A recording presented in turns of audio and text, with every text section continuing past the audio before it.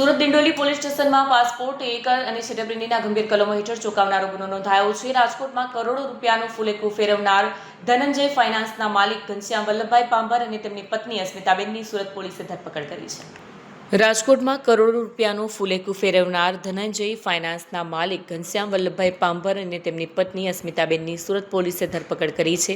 રાજકોટના કેસમાં હાઈકોર્ટે શરતી જામીન આપ્યા હતા, જેમાં પાસપોર્ટ કોર્ટમાં જમા કરાવવો ફરજિયાત હતો। આ દંપતીએ સુરતમાં પાસપોર્ટ ખોવાઈ ગયાનું ખોટું સોગંદનામું કરી નવો પાસપોર્ટ કઢાવ્યો અને દુબઈનો પ્રવાસ ખેડી આવ્યા।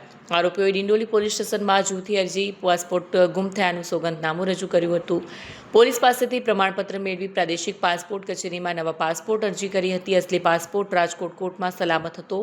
સાક્ષીની બાતમી બાદ તપાસમાં છેતરપિંડીનો પર્દાફાશ થયો હતો। મુખ્ય આરોપી ઘનશ્યામ પાંભર સામે રાજકોટ અને સુરતમાં 5થી વધુ ગુનાઓ નોંધાયેલા છે, જેમાં લેન્ડ ગેબરિંગ અને મિલકત પચાવી પાડવાના કેસોનો સમાવેશ થાય છે। એસીપી નીરવ ગોહિલના જણાવ્યા મુજબ આરોપીઓને કોર્ટમાં રજૂ કરી પોલીસ કસ્ટડી મેળવવામાં આવી છે। પાસપોર્ટ કઢાવવાની પ્રક્રિયામાં કોઈ એજન્ટ કે સરકારી કર્મચારીની સંડોવણીની પણ તપાસ કરવામાં આવી રહી છે।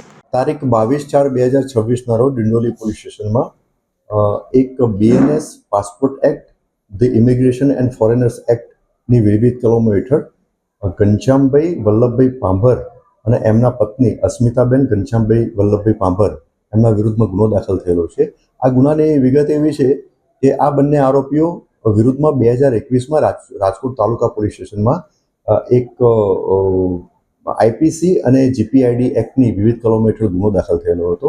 આ ગુનાની તપાસના કામે જ્યારે જામીન મેળવવા નામદાર હાઈકોર્ટમાં બંને આરોપીઓ ગયા ત્યારે એમને ત્યાંથી જામીન મળેલા હતા અને જામીનમાં જે શરતો હતી એ શરતો પૈકીની 2 શરતો એવી હતી કે એ ટ્રાયલ કોર્ટની મંજૂરી વગર એ વિદેશ પ્રવાસ કરશે નહીં, એટલે કે ભારત દેશ છોડશે નહીં।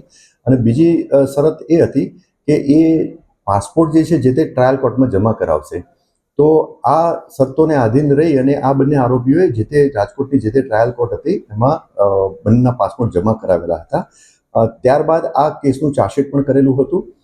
ત્યારબાદ આ જે રાજકોટ તાલુકા પોલીસ સ્ટેશનનો જે ગુનો જે છે એમાં એક વિક્ટિમ જે છે એને એવી હકીકત મળેલી હતી કે રાજકોટ ટ્રાયલ કોર્ટમાં બંનેના પાસપોર્ટ જમા કરાયા છતાં પણ આ બંને આરોપીઓએ વિદેશ પ્રવાસ કરેલો હતો અને એમને ખોટી રીતે બીજો પાસપોર્ટ મેળવેલો હતો। આ હકીકત આધારે જે તે વખતે રાજકોટ પોલીસમાં એમને અરજી કરેલી હતી અને અરજીના કામે અમુક વિગતો એમને મળેલી હતી।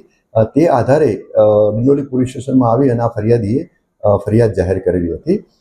ફરિયાદ દાખલ થયા પછી આ બંને આરોપીની તપાસ કરતા મળી આવેલા હતા, જે તપાસના કામે પૂરતા પુરાવા એકત્રિત થતા બંને આરોપીની ધરપકડ કરવામાં આવેલી હતી। બંને આરોપીઓ પાસેથી જે બીજી વખત જે પાસપોર્ટ બનાવેલો હતો એ પણ તપાસના કામે કબજે કરવામાં આવેલો હતો।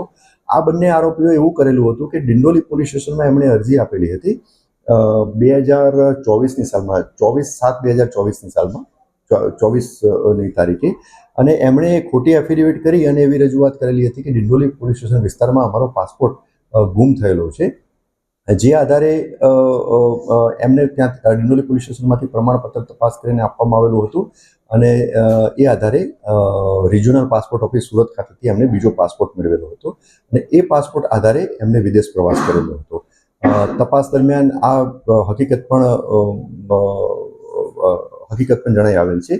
તદુપરાંત આ બંને આરોપીઓ પૈકી જે ઘનશ્યામભાઈ વલ્લભભાઈ પાંભરના વિરુદ્ધમાં ગુનાહિત ઇતિહાસ છે, એટલે કે તેમના વિરુદ્ધમાં 5 અલગ અલગ ગુનાઓ દાખલ થયેલા છે, જેમાં Rajkot taluka police station, Rajkot B division police station, Rajkot ગ્રામ્યના લોધિકા પોલીસ સ્ટેશન, સુરત ગ્રામ્યના કામરેજ પોલીસ સ્ટેશન અને પૂણા પોલીસ સ્ટેશન, સુરત શહેરના પૂણા પોલીસ સ્ટેશન, આ 5 પોલીસ સ્ટેશનમાં શરીર સંબંધી અને મિલકત સંબંધી અને લેન્ડ ગ્રેબિંગના વિવિધ ગુનાઓ દાખલ થયેલ છે। તે સિવાય એમના પત્નીના વિરુદ્ધમાં, એટલે કે અસ્મિતાબેનના વિરુદ્ધમાં મેં જેમ જણાવ્યું એમ કે રાજકોટ તાલુકા પોલીસ સ્ટેશનમાં એક આઈપીસી અને જીપીઆઈડી એક્ટનો ગુનો દાખલ થયેલો છે। હાલમાં બંને આરોપીઓ પોલીસ કસ્ટડી રિમાન્ડ હેઠળ છે અને ગુનાની તપાસ ચાલુ છે। આ બંને આરોપી પૈકી જે ઘનશ્યામભાઈ વલ્લભભાઈ પાંભર જે છે એ જમીન લે વેચનો અને મકાન લે વેચનો ધંધો હાલમાં કરી રહ્યા છે।